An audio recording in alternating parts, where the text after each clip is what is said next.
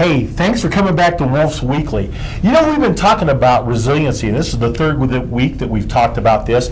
Resiliency is the ability to be able to bounce back from life's disappointments, the failures, the pains that always hit us. You know, last week, we talked about being able to compare the undeserved bad things that happen to us in life to the undeserved good things that happen. And if we really did a count of that, we'd have like a 10-to-1 ratio for the good. And sometimes we have to keep that in mind, that sometimes those bad things happen, they knock us down, we get back up and go. Now, when we think about getting back up and go, you know, I like to say the people that fall down and stay down are a dime a dozen, but people that fall and bounce are rare as rubies. And we need to create those rubies. You know, the third thing we want to talk about is toughen up. I mean, life hits us from all directions. You think about your health, your work, your family, your personal relationships. Bam, all the time where we get hit with those things. But that's life. That's what happens to us. And so it happens to us, then we have to decide how we're going to deal with that.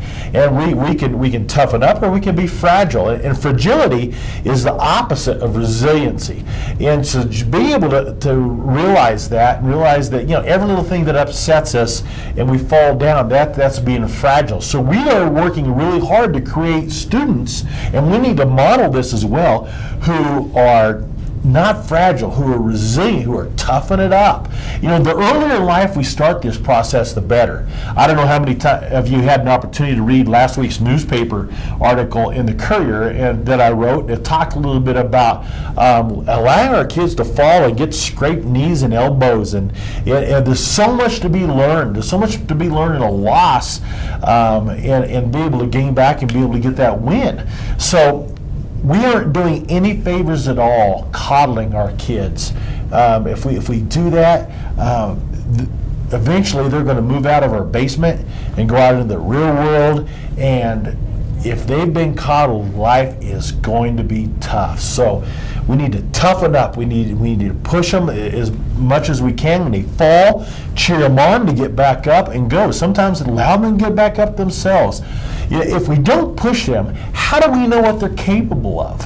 And they are capable of amazing things. I like to say our kids today are better. I couldn't even stand in their shadow. They're better than they've ever been. Now, some of our tougher kids are tougher than they've ever been to deal with, but that's part of life. We need to help them work it through as well. So finding your strength will give you resilience. And to find strength is you got to build strength. You got to lift the weights. You got to have resistance to be able to get there. Today I have someone who's experienced that very successful. I have a high school senior, Lou Levy, here with us. Lou, thanks for coming to play with us today. Thank you. You know, Lou is experienced involved in a lot of different things as well. I think we can call him a success. Lou, tell us a little bit about some of the things that you're involved with at school. Well, mainly just sports, baseball, hockey, and golf. Then like service clubs, like student council, beta club, NHS, and the freshman mentor program. I'm starting to count 8, 9, 10 things that you're doing successfully at a high level, and you've also, your grades are not bad. Yeah. Not bad. They are not Wolf-esque. Okay. When's the last time you had a B? I think it was middle school. Do you remember the teacher?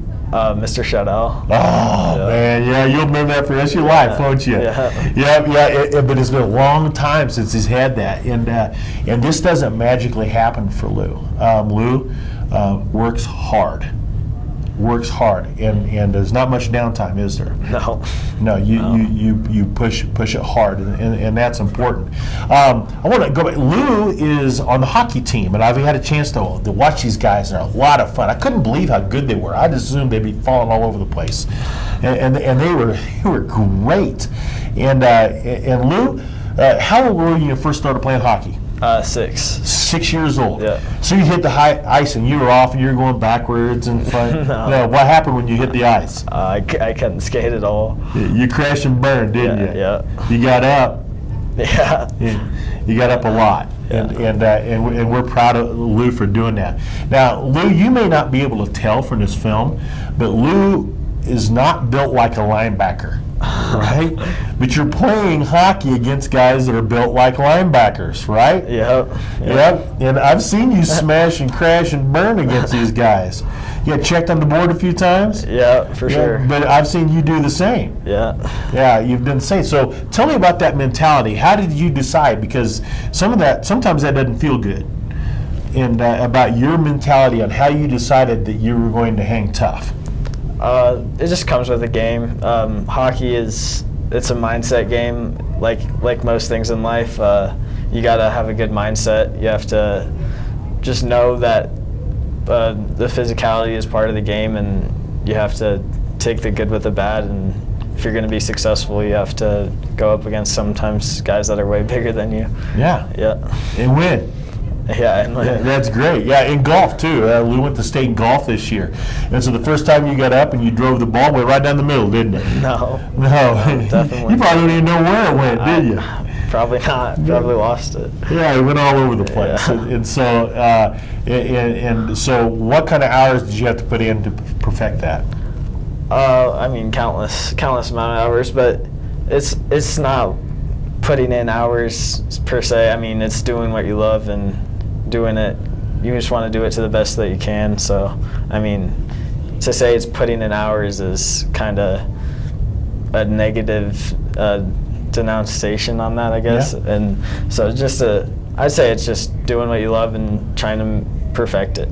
So you've lost track of the hours. You don't care. You're just doing what you love. Yeah, exactly. Yeah, but I've talked to your coach, Brian Gustafson. He said you're very coachable and listen and move forward. But the thing is what I see from Lou, and what I wanted to share with you is he's very involved. And you don't see the times he falls and gets back up in the classroom, everything else. When it's a tough situation and he's in tough classes, they fall and they get back up. So Lou, thank you so much for jumping in with us today. Yeah, I appreciate no problem. Hey, Lou's going to University of Colorado.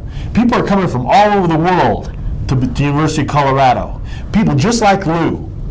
And you're going to compete against those folks, aren't you? Yeah. He is. You know what? My money's on Lou because he went to Woodland Park. And we're excited about what you're going to do. So, hey, thanks for stopping in at Woolf Weekly, and we'll catch you next week.